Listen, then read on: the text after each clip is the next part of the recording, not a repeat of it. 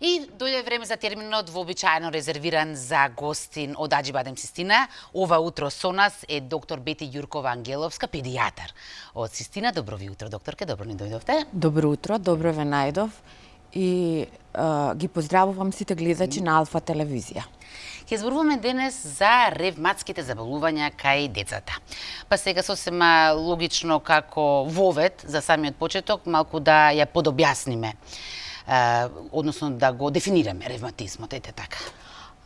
Ревматизмот во детската возраст подразбира акутни и хронични ревматски заболувања. Акутните ревматски болести, тоа е она што одамна е позната како ревматска треска или ревматска грозница, се актуализира последниве години, особено во постковидниот период, како резултат на стрептококните инфекции и подразбира постоење на или појава на оток на еден или повеќе зглобови со траење помалку од 6 недели. За разлика од хроничниот ревматизам, кој што е сосема друг ентитет и опфаќа голема група на заболувања, се карактеризира со постоење на оток на зглобови, на еден или повеќе зглобови и други манифестации од другите органски системи, кои што ние велиме дека се системски манифестации со траење на оток на зглобови повеќе од 6 недели кај деца од под 16 годишна возраст, треба да размислуваме за постоење на хроничен ревматизам. Од особена важност е акутниот ревматизам и поврзаноста со стрептококните инфекции.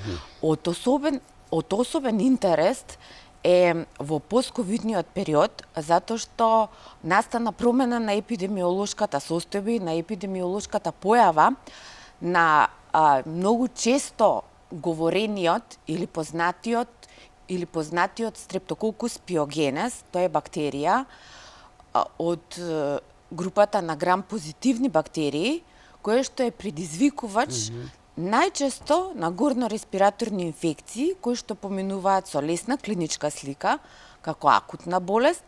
Меѓутоа, Светската здравствена организација утврдила дека во втората половина на 2022 година, како резултат на предходната изолација, епидемиолошката состојба со оваа бактерија се промени, така да се помести врвот на појавување, значи сезонската појава на стрептококните инфекции и болестите кои што ги предизвикува оваа бактерија.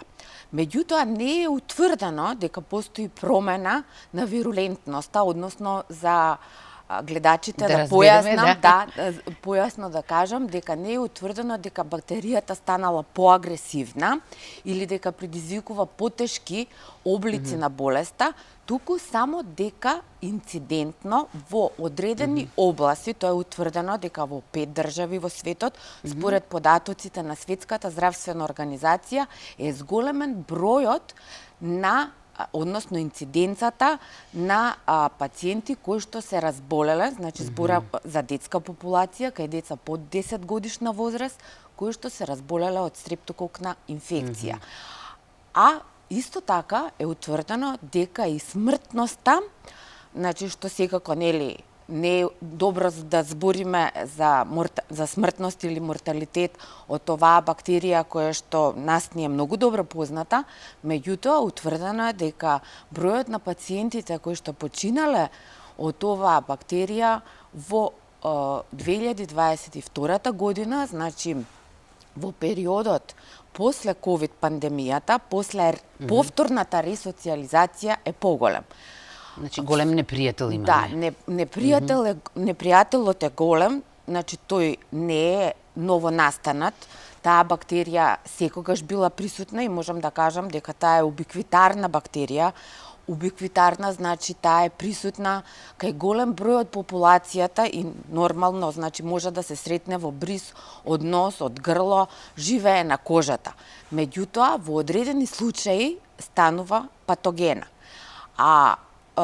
Особено утврдено е дека со ресоциализацијата во периодот после ковидот, како резултат на предходните вирусни инфекции, се зголемиле болестите кои што ги предизвикува оваа бактерија. Бактеријата предизвикува акутни респираторни инфекции, тоа се воспаление на грло, на крајници, воспаление на кожа, многу добро познатата скарлатина или шарлах, тоа е бактерија, тоа е болест која што е типична за детскиот период и тоа за помалата детска популација. Меѓутоа, исто така е утврдено дека предизвикува и други потешки болести, во смисла на постоење на тешка стрептококна инфекција или шок. Меѓутоа, што е од особен интерес? Од особен интерес за поврзаноста на оваа бактерија со акутниот ревматизам е тоа што оваа бактерија предизвикува имунолошки состојби кои што се резултат на претходна стрептококна инфекција, а тоа е ревматската треска и постстрептококниот артритис.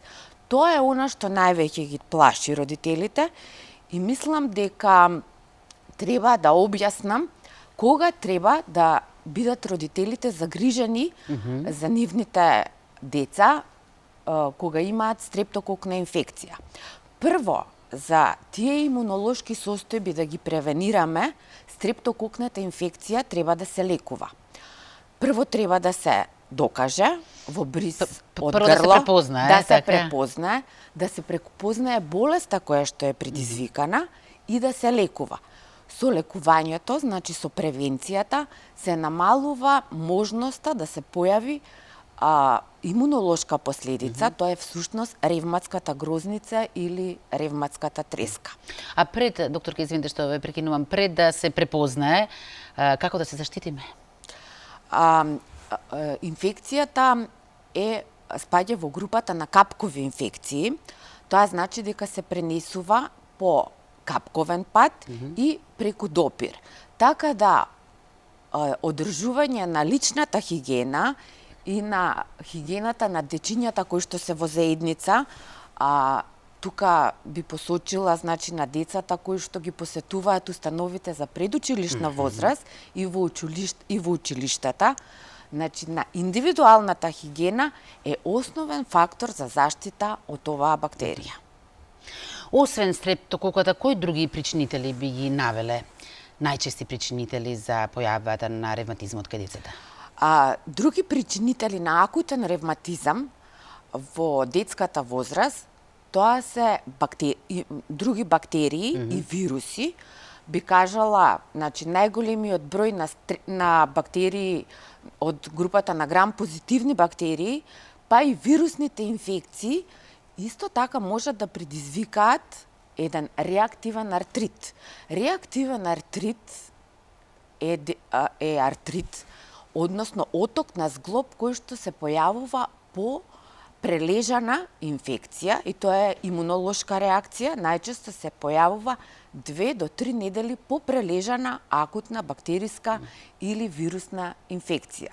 И се разбира дека треба да се докаже, значи да се докаже, прво клинички да се манифестира, да се препознаат знаците на артритот, тоа е оток на некој зглоб, најчесто се зафатени големите зглобови, колено, колк, лакотниот зглоб, се карактеризираат со локален оток, топлина, црвенило.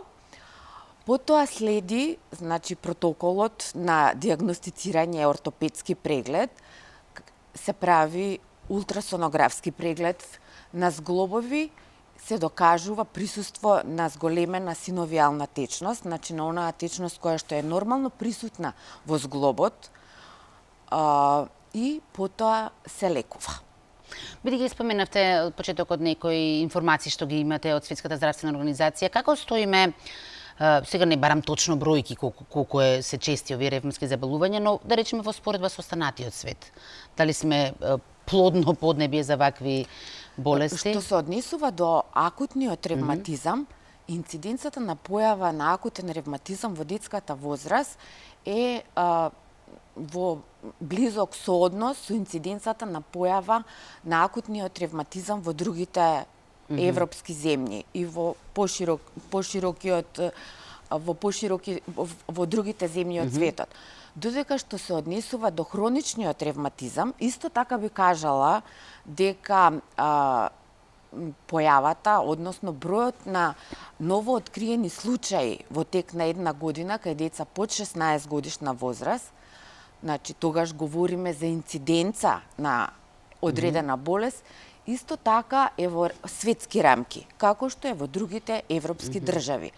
Годишно се појавуваат 2 до 3 новооткриени случаи на 100.000 деца под 16 годишна возраст. Хроничниот ревматизам е едно големо поглавје во областа на ревматологијата и имунологијата, која што опфаќа голем број на болести. Меѓутоа, се разбира дека најчести се хроничниот јувенилен артрит со своите подгрупи, системска форма, олигоартикуларна форма, кога се зафатени помалку од 4 зглобови, и полиартикуларна форма, кога се зафатени повеќе од 5 зглобови. Особено побудува интерес и предмет на современата медицина е лекувањето на хроничниот ревматизам. Се разбира дека Колку е напредната во тој поглед? Дека постои голем напредок, значи дури можам да кажам дека секој дневно, значи нели, тоа не треба буквално да го сватиме, се појавуваат нови лекови кои што се во групата на така наречената биолошка терапија и кои што може да се даваат во детската возраст, нели, за секој новооткриен лек од групата на биолошката терапија, постои возраст на која што можеме да ги даваме лековите. Меѓутоа, што е целта на лекувањето на ревматизмот, на хроничниот ревматизам во детската возраст? Целта е да се подобри состојбата на децата, значи да се намали болката, да се намали воспалението, да се намалат системските манифестации, односно манифестациите од страна на другите органски системи и детето да има нормален квалитет на живот. Тоа е од најголема важност нормален квалитет на живот ќе има тогаш кога нема да има компликации на зглобовите, ниеден зглоб нема да биде со ограничена подвижност, така да ќе може нормално да функционира секојдневно и да се дружи со неговите врсници. Вие во насловот јасно имате направено поделбата на овие ревматски заболувања, болести на акутни и на хронични. Може ли да се зборува општо за некои симптоми? Кои се првичните симптоми што ги чувствува пациентот, што е веќе аларм дека треба да се појде на доктор? Првични симптоми кои што ги забележуваат родителите кај своите деца, тоа е најчесто оток на некој зглоб. И тоа секогаш, секогаш се поврзува со одредена траума. Меѓутоа, најчесто е коинциденција. Траумата е всушност тригер фактор или предизвикувачки фактор да се појави оток на некој зглоб. Отокот на зглобот, додека не поминат 6 недели, не можеме да размислуваме за хроничен ревматизам. До тогаш размислуваме за акутен ревматизам и се постапува по протокол за лекување на акутен ревматизам, а тоа се нестероидни антиревматици. Родителите на децата сигурно знаат кој е најчесто користениот медикамент од оваа група, значи кој што го даваме кога постои оток на зглоб. Меѓутоа, кога состојбата и понатаму прогредира, кога и покрај примената на нестероидните антиревматици, значи тие се лекови кои што имаат антивоспалително и аналгетско дејство, отокот на зглобот перзистира или се појавуваат отоци на другите зглобови, се појавува осип по кожата, се појавуваат манифестации од другите органи, односно најчесто се појавува покачена телесна температура, тогаш треба да размислуваме за хронична ревматска болест. Меѓутоа, со современите лекови, не треба да ја губиме надежта дека ако стане збор и ако поставиме диагноза на хроничен ревматизам, дека тоа е болест која што ќе го ограничи детето во неговите нормални активности. Основната цел на лекарите, на педиатрите кои што се занимаваат со овие болести е да им овозможиме на тие дечиња да живеат нормален живот, со нормален квалитет, да се дружат со своите врсници и нормално да ги посетуваат, значи да нормално да ги посетуваат сите училишни активности. И за крај да ве прашам само што им прави ваквото променливо време на вашите пациентчиња?